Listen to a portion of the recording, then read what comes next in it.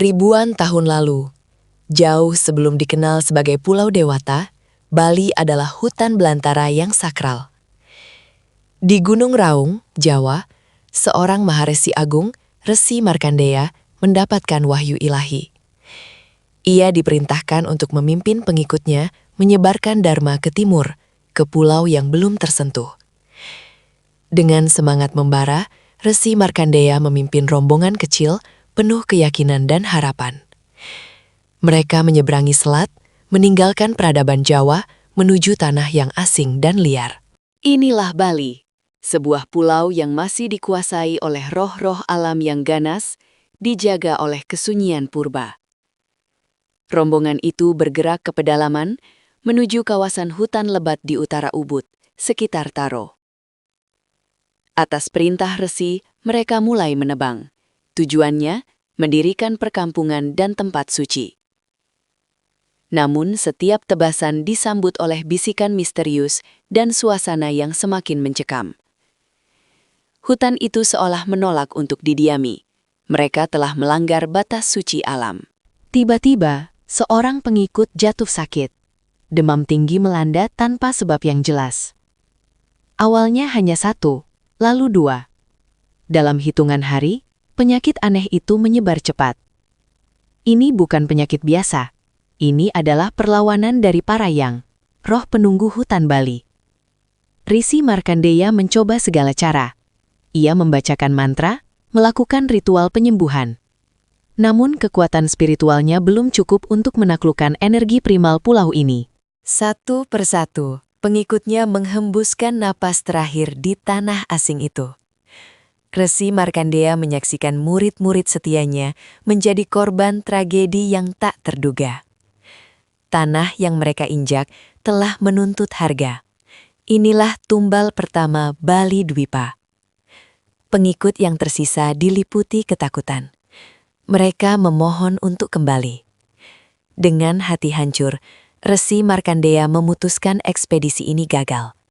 Mereka harus mundur. Mereka kembali ke Gunung Raung, meninggalkan jasad para martir di hutan Bali. Kembali ke tempat asalnya. Resi Markandeya berpuasa dan bermeditasi selama berbulan-bulan. Ia menyadari, untuk menaklukkan Bali, dibutuhkan bukan hanya kekuatan, tetapi keseimbangan spiritual. Resi memahami, tanah harus disucikan terlebih dahulu. Diperlukan ritual Pancadatu. Markandeya mengumpulkan pengikut baru, lebih besar, lebih siap, dan membawa biji-bijian serta logam suci. Dengan perlengkapan spiritual yang memadai, Resi Markandeya kembali ke timur. Kali ini, kedatangan mereka disambut dengan penghormatan, bukan penolakan. Mereka kembali ke hutan, tetapi kali ini, niat mereka adalah menyeimbangkan, bukan menghancurkan. Di tengah hutan yang pernah menelan korban, Resi Markandeya memulai upacara besar.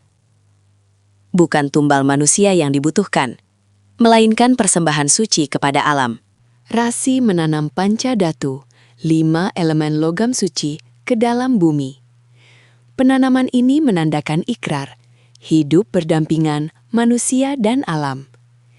Di titik-titik krusial, didirikanlah pura. Tempat suci pertama, Pura Pusaring Jagat. Energi negatif yang menyebabkan tragedi kini perlahan dinetralisir. Para pengikut mulai menanam biji-bijian dan kali ini tanaman tumbuh subur. Perkampungan didirikan dengan aman.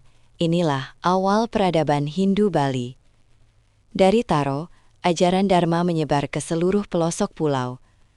Resi juga menanam tarumenyan yang kelak dikenal sebagai simbol Bali yang suci. Pura Besakih, pusat spiritual Bali, diyakini berawal dari titik awal perjalanan suci ini. Para pengikut yang gugur di ekspedisi pertama adalah fondasi spiritual yang tak terlihat. Mereka tidak mati sia-sia. Pengorbanan merekalah yang menyucikan Bali. Sejak saat itu, prinsip hubungan harmonis antara Tuhan, manusia, dan alam menjadi inti Bali. Resi Markandeya menjadi simbol ketekunan dan kebijaksanaan spiritual dalam menaklukkan alam. Kisah tragedi ini terus diceritakan, mengingatkan kita akan harga sebuah peradaban. Setiap upacara di Bali adalah penghormatan kepada para leluhur yang merintis jalan suci ini. Bali kini damai, namun sejarah kelamnya adalah pelajaran berharga bagi generasi kini. Kesalahan pertama mengajarkan bahwa ekspansi harus didahului penyelarasan dan kesucian niat. Mengenal sejarah adalah kunci untuk memahami spiritualitas Bali yang mendalam. Tragedi pengikut Resi Markadea, tumbal pertama tanah Bali.